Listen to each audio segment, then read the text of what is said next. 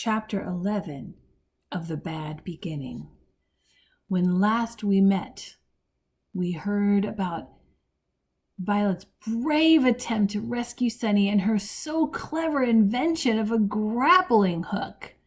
We also learned that the hook that she invented had unfortunately landed on the hook of the hook-handed man, and so Violet is in quite a bit of hot water. Let's read Chapter 11 and figure out if maybe she can get herself out of this jam. Here we go. Chapter 11. How pleasant that you could join us, the hook-handed man said in a sickly sweet voice. Violet immediately tried to scurry back down the rope, but Count Olaf's assistant was too quick for her. In one movement, he hoisted her into the tower room and with a flick of his hook, sent her rescue device clanging to the ground. Now Violet was as trapped as her sister. I'm so glad you're here, the hook-handed man said. I was just thinking how much I wanted to see your pretty face. Have a seat.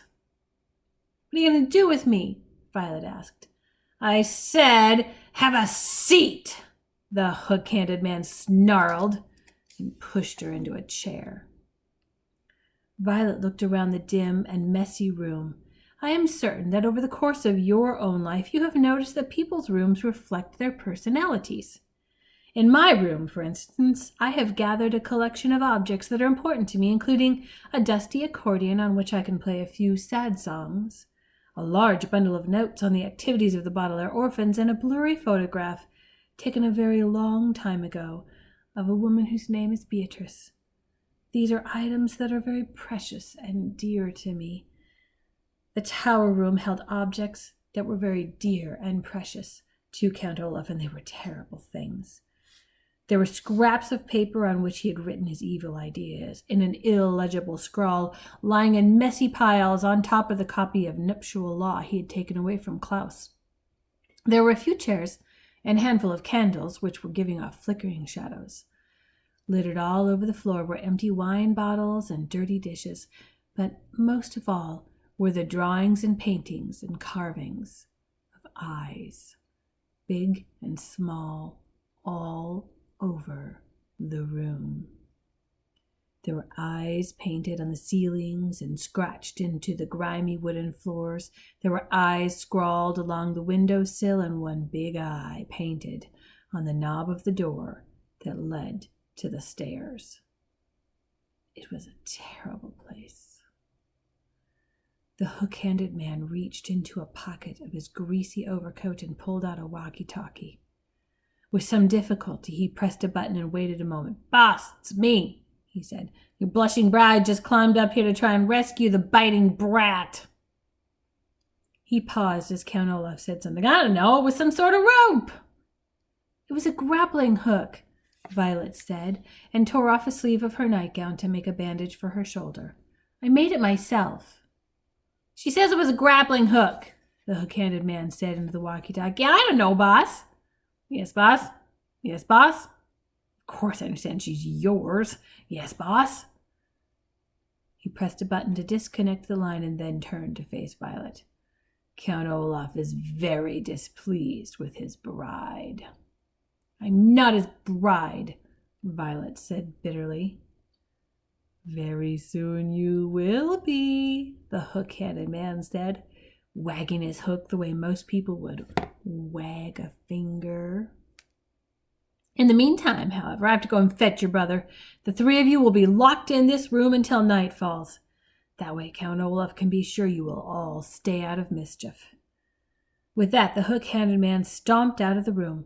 Violet heard the door lock behind him and then listened to his footsteps fading away down the stairs.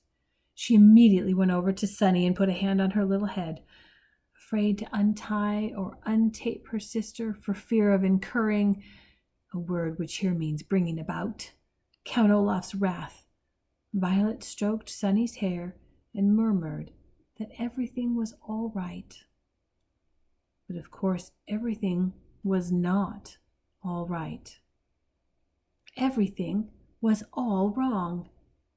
As the first light of morning trickled into the tower room, Violet reflected on all the awful things she and her siblings had experienced recently. Their parents had died suddenly and horribly. Mrs. Poe had bought them ugly clothing. They had moved into Count Olaf's house and were treated terribly.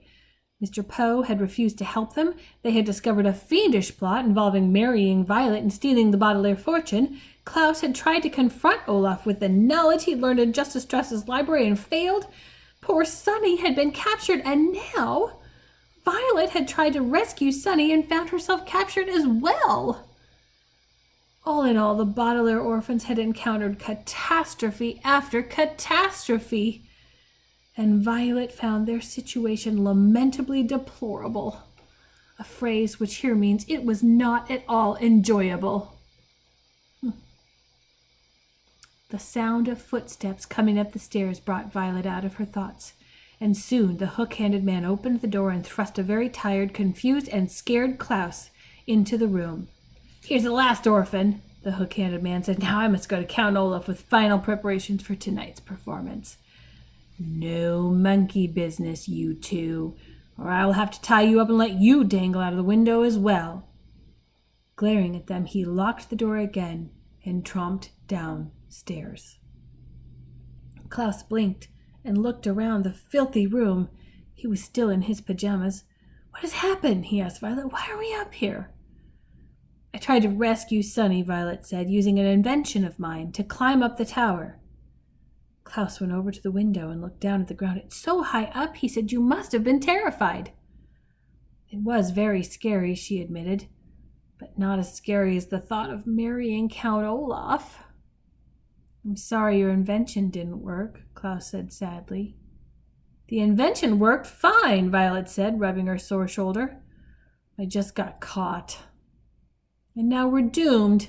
The hook-handed man said he'd keep us here until tonight, and then it's the marvelous marriage."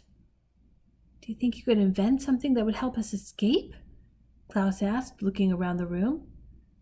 "Maybe," Violet said. "And why don't you go through those books and papers? Perhaps there's some information that could be of use." For the next few hours, Violet and Klaus searched the room and their own minds for anything that might help them. Violet looked for objects with which she could invent something.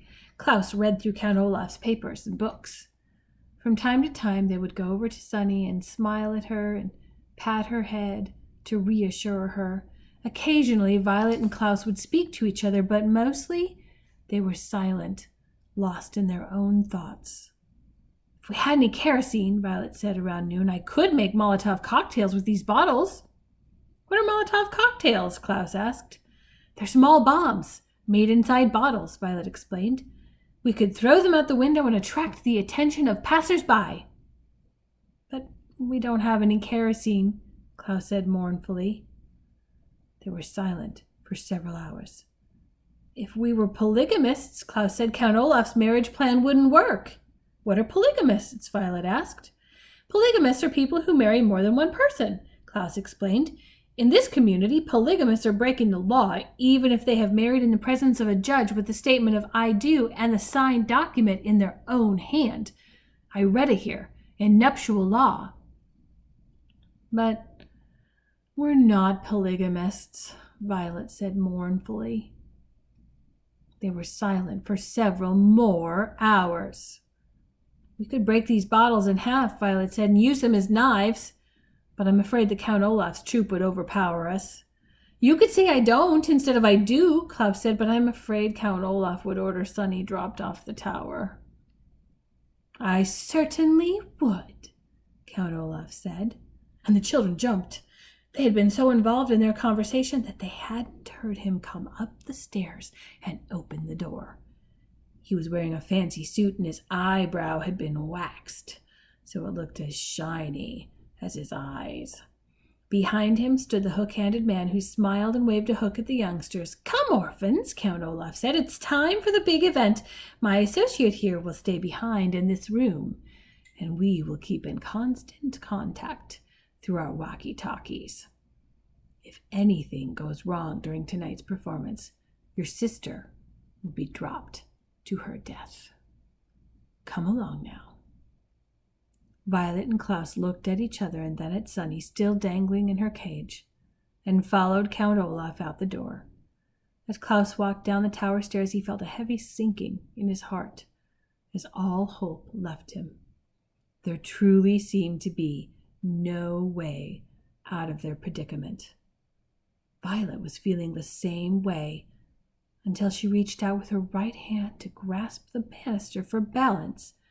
She looked at her right hand for a second and began to think. All the way down the stairs and out the door and the short walk down the block to the theater, Violet thought and thought and thought harder than she had in her entire life. Once again, we are ending a chapter with Violet possibly coming up with a new plan. It seems that Violet is a very persistent and tenacious problem solver. She continues working on a problem and never gives up.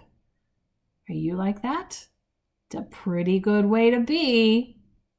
Maybe in the end, her tenacity, her persistence will prove to overcome Count Olaf's dastardly plan. Tune in for chapter 12 tomorrow.